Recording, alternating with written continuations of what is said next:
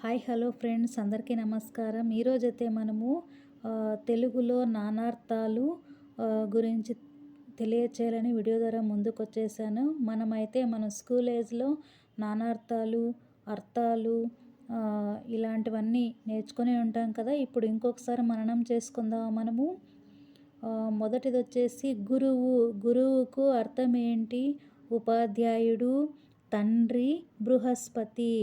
ఈ 3 అర్థాలు వస్తాయన్నమాట. అదేవిధంగానే ఆత్మ = మనస్సు, బుద్ధి, పరమాత్మ, జీవుడు. 4 అర్థాలు వస్తున్నాయి ఆత్మకు.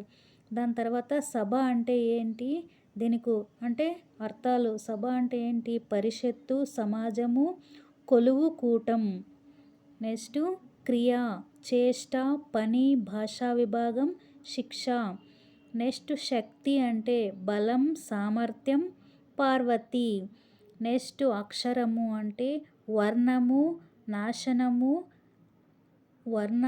నాశనము లేనిది అని 2 అర్థాలు వస్తున్నాయి. ధర్మము, పుణ్యము, స్వభావం, న్యాయం, అరాచకం.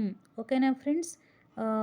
మరి ఒక వీడియోలో ఇంకా కొన్ని మీకు వివరిస్తాను. మీ అందరికీ ఎంతో శ్రద్ధగా వీడియో చూస్తున్నారు, వింటున్నారు. నా వీడియోస్ ట్రెండింగ్ ఉన్న ఛానల్ లైక్ చేస్తున్నారు, సబ్స్క్రైబ్ చేస్తున్నారు. మీ అందరికీ కూడా ధన్యవాదాలు ఫ్రెండ్స్.